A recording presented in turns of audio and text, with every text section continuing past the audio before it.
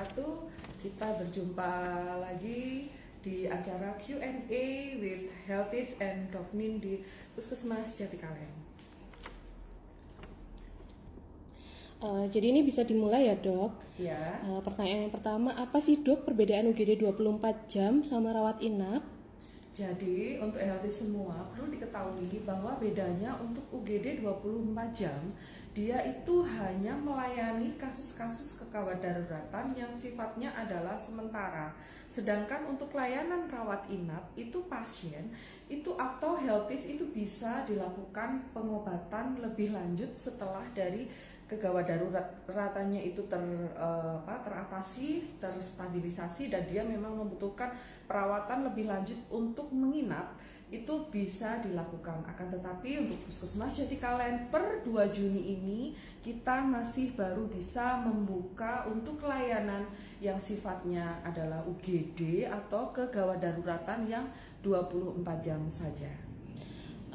Dok, kenapa sih dok di puskesmas ini kok belum dibuka rawat inap ya dok?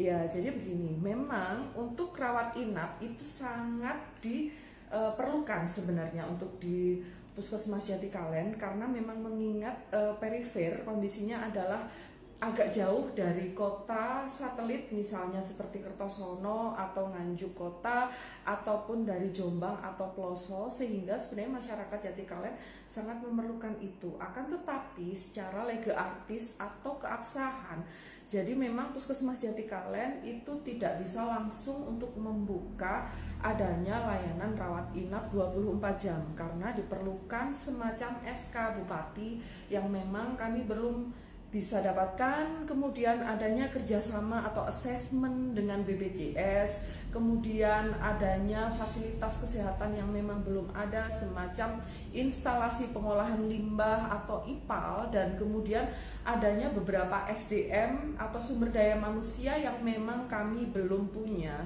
seperti adalah analis laborat kesehatan yang hanya ada di hari-hari tertentu saja, serta masih kurangnya dari nakes seperti perawat, dan ini semua adalah membutuhkan kerjasama yang baik dari tingkat Pemkab ataupun Pemda, kemudian dari BKD untuk ketenagaan kerja, kemudian dari Dinas Kesehatan untuk perizinannya juga, dan juga dari assessment dari BPJS sendiri, sehingga legalitas dan standarisasi dari adanya layanan rawat inap itu benar-benar bisa diakui. Demikian. Dok, kalau yang dimaksud kriteria gawat darurat sendiri itu apa sih dok? Jadi memang kriteria gawat darurat ada beberapa hal. Jadi yang pertama adalah mengancam jiwa atau membahayakan diri sendiri dan orang lain. Jadi misalnya nih ada kasus mau bunuh diri atau kasus tenggelam atau misal kasus pasien jiwa yang lagi mengamuk, itu termasuk kondisi-kondisi gawat darurat yang mengancam orang lain dan lingkungannya dan juga dirinya sendiri. Kemudian yang kedua berikutnya adalah adanya gangguan jalan nafas, misal adanya pembuntuan, kemudian adanya kecelakaan sehingga mengakibatkan trauma di leher, kemudian adanya gangguan pernafasan, sesak, semacam itu termasuk adalah kriteria gawat darurat, di mana sesaknya tidak hanya berupa sesak aja, tapi harus diklarifikasi oleh nakes dan dokter pemeriksa. Misalnya adanya nafas yang lebih dari 40 kali per menit, atau misalnya adanya retraksi atau adanya otot-otot di sekitar area dada yang mencekung. Nah, itu disebut sebagai adanya gangguan gawat darurat. Kemudian yang berikutnya adalah gangguan kesadaran, di mana pasien itu ada penurunan gangguan kesadaran semacam seperti koma atau delirium atau adanya halusinasi atau pingsan misalnya. Nah, itu termasuk adalah adanya gangguan kesadaran yang harus bisa ditangani di gawat darurat. Kemudian yang berikutnya adalah gangguan hemodinamik. Jadi gangguan hemodinamik ini termasuk kriteria adanya gawat darurat, di mana gangguan hemodinamik itu biasanya disertai dengan adanya tensi yang terlalu tinggi, misalnya di atas 180, atau tensi yang terlalu rendah di bawah 90, disertai dengan gejala-gejala yang lain seperti akral dingin. Jadi akral adalah ujung-ujung bagian tubuh, kaki dan tangan itu menjadi dingin dan pucat. Itu termasuk adalah gangguan hemodinamik. Terus kemudian adanya kejadian yang memerlukan tindakan segera, misalnya adanya kecelakaan dengan perdarahan hebat, atau misalnya dengan adanya patah tulang terbuka. Nah, itu juga termasuk adalah gangguan yang memerlukan pemeriksaan di gawat darurat dengan segera. Saya kira demikian penjelasannya. Oh, baik dok.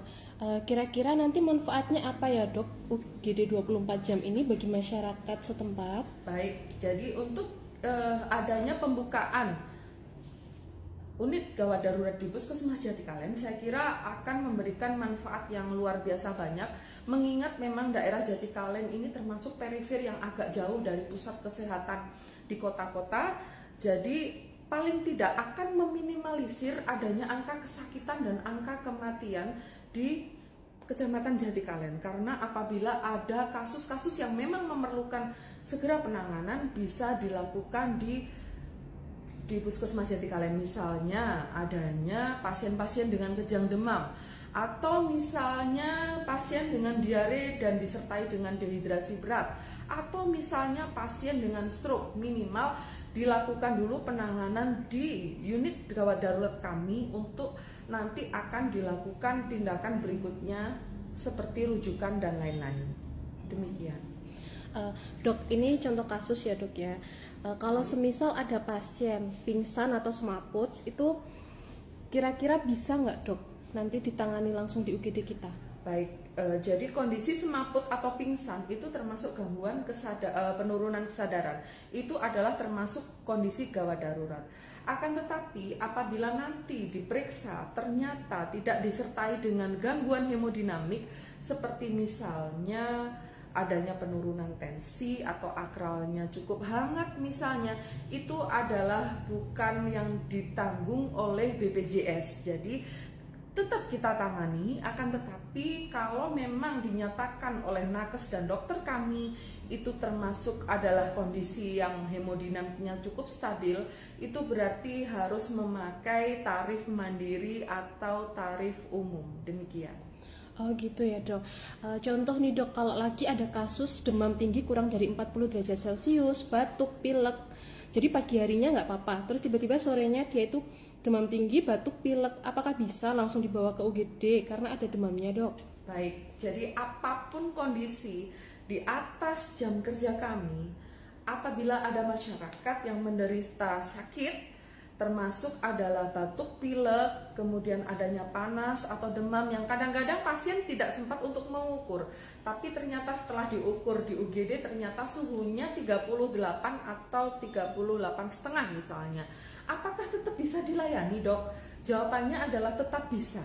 Akan tetapi seandainya pasien itu memang mempunyai BPJS, itu memang belum bisa untuk di cover oleh BPJS, sehingga pasien tersebut dengan batuk, pilek dan demam yang kurang dari 40 derajat itu dikenakan tarif mandiri atau yang sesuai dengan Perda. Demikian. Oh iya dok, kalau misalnya demamnya lebih dari 40 derajat Celcius, terus kemudian misalnya memang membutuhkan rawat inap, apakah bisa langsung dilayani di rawat inap kita dok? Jadi begini, kalau misalnya pasien itu suhunya di atas 40 derajat, itu akan tetap kami layani otomatis ya, karena dia adalah termasuk kriteria secara gawat darurat. Akan tetapi karena memang di fasilitas kesehatan kami belum ada layanan rawat inap, sehingga pasien ini akan kami tangani, kami pemberian infus, pemberian antipiretik baik secara dubur ataupun oral misalnya, dan kemudian untuk proses rawat inapnya akan kami rujuk baik menggunakan ambulan ataupun ambulan dari desa. Demikian. Baik dok, sepertinya cukup. Ya, Semoga Q&A pada pagi hari ini bermanfaat untuk masyarakat atau warga yang mungkin masih belum jelas. Monggo silahkan bertanya di Instagram kami atau di sosmed kami di Puskesmas Jatikalen. Semoga dengan pembukaan UGD 24 jam di tanggal 2 Juni nanti akan memberikan manfaat yang sebesar-besarnya dan merupakan jalan atau pemanasan atau warming up untuk pihak-pihak terkait untuk segera bisa melaunching adanya rawat inap dan melengkapi semua persyaratan-persyaratan yang dibutuhkan. Demikian, saya Dr. Aininta Umami melaporkan. Billahi taufiq wal hidayah. Wassalamualaikum warahmatullahi wabarakatuh.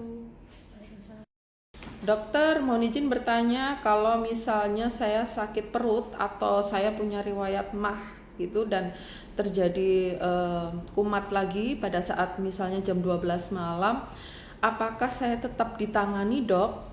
Dan saya mempunyai kartu BPJS. Jawabannya adalah iya, tetap ditangani. Akan tetapi kami akan tetap melakukan pemeriksaan apabila tidak ada tanda-tanda gangguan hemodinamik, misalnya tidak ada penurunan bising usus yang arahnya misalnya ke gejala usus buntu, atau misalnya tensinya dia tetap bagus 120, 130, kemudian tidak disertai demam yang tinggi, misalnya suhunya hanya berkisar di 30 derajat, berarti dia termasuk bukan kriteria gawat darurat. Tetap kami layani walaupun panjenengan punya BPJS, akan tetapi menggunakan tarif umum. Terima kasih.